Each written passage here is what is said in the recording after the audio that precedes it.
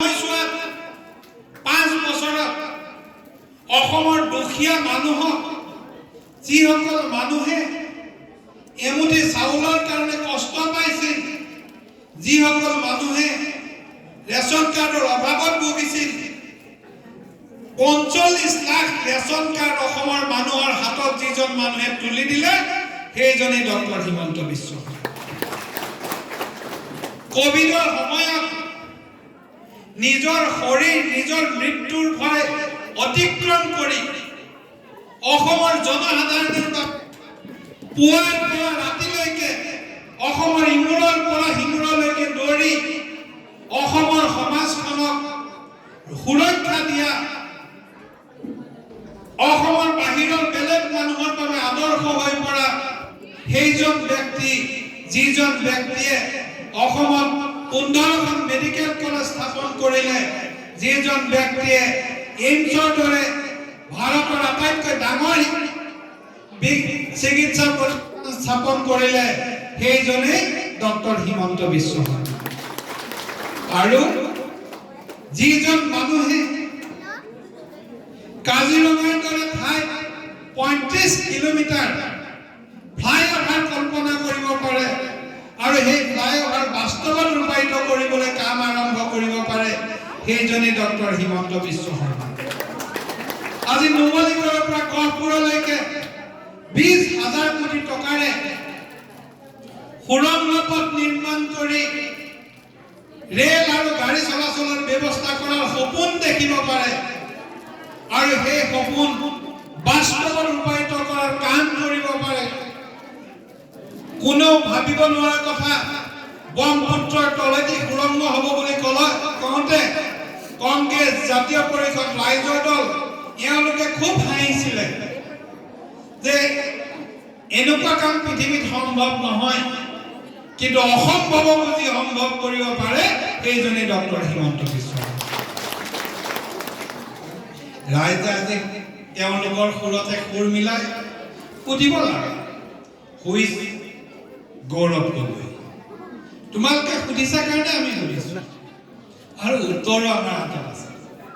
যিজন মানুহৰ 4জনীয়া পৰিয়ালৰ 3জনেই বিদেশী নাগৰিক, অসমত জন্মগ্ৰহণ কৰা ল'ৰা ছোৱালী হালত অসমৰ ভাৰতৰ নাগৰিকত্ব নিদি ব্ৰিটিছলৈ পঠাই দিছে যাতে যিকোনো মুহূৰ্তত ইয়াৰ পৰা পলাই যাব পাৰে।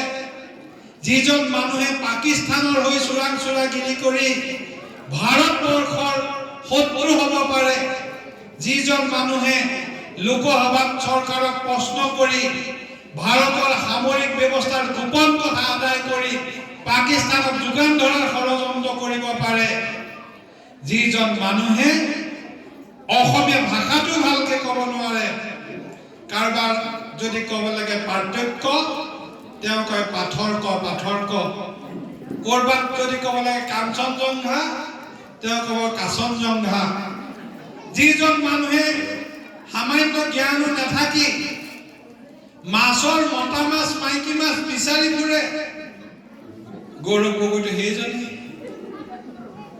সেইজন গৌৰৱ গগৈক আমি কাৰ লগত তুলনা কৰিম? সেইজন গৌৰৱ গগৈ আমাৰ প্ৰত্যেকৰ হিয়াত অংকিত হৈ থকা মুখ্যমন্ত্ৰীৰ ছবিখন অনুভৱ কৰিব নোৱাৰে। সেইকাৰণে তেওঁ দেউতাকৰ সুৰত সুৰ মিলাই কৈছে, দেউতাকে কৈছিল হু ইজ বদৰুদ্দিন। তেওঁ বদৰুদ্দিনক বেলেগ স্বাৰ্থত কৈছিল, কিন্তু তেওঁ কথাটোত ক'ৰবাত কেনেবাকৈ মিডিয়াই হওক ৰাইজেই হওক জাতীয়তাবাদৰ এটা সুৰ মিলাই দিয়াৰ বাবে অসমীয়া মানুহে তৰুণ গগৈক সেই সময়ত সমৰ্থন কৰিছিল। কিন্তু মিয়াৰ বিৰোধিতা কৰি বদৰুদ্দিনৰ বিৰোধিতা কৰি সেই সময়ত হু ইজ বদৰুদ্দিন কোৱা তৰুণ গগৈৰ অপদাৰ্থ পুত্ৰ গৌৰৱ গগৈ যেতিয়া মিয়াক তোষামোদ কৰিবলৈ মিয়াৰ লগত লগ হৈ অসমত শাসন কৰিবলৈ ষড়যন্ত্ৰ কৰি আমাৰ মাননীয় মুখ্যমন্ত্ৰী ডাঙৰীয়াক হু ইজ হিমন্ত বিশ্ব শৰ্মা কয়, মইতো ব্যক্তিগতভাৱে ভাবো যে ৰাস্তাত যে কিছুমান মানুহ ঘূৰি ফুৰে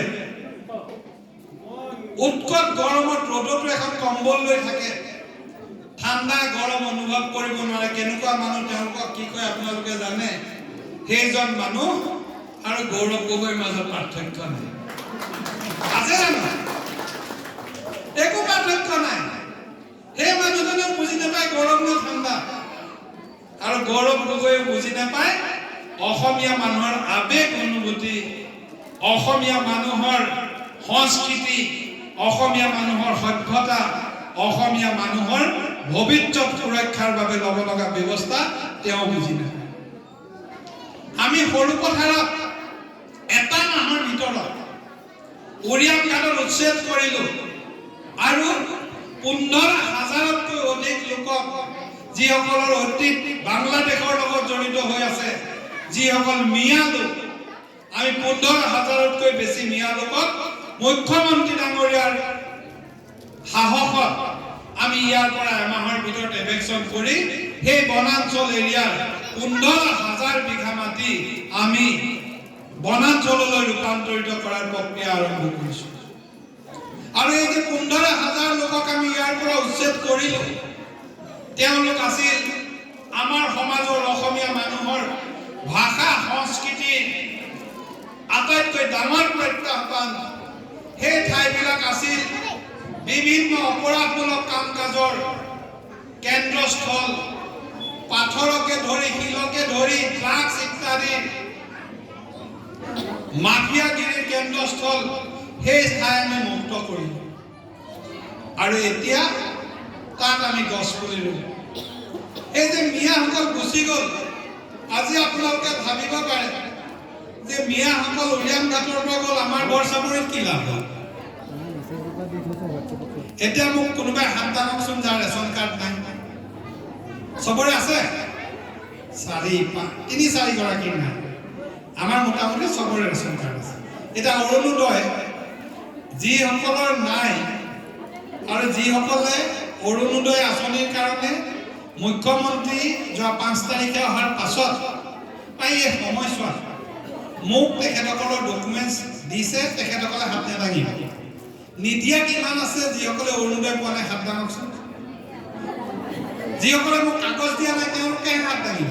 কাগজ যদি দিছে, আজি 3031 গৰাকী আকৌ মই নতুন চেংচন আনিছোঁ। অৰুণোদয় নোপোৱা 4-5 গৰাকী আছে।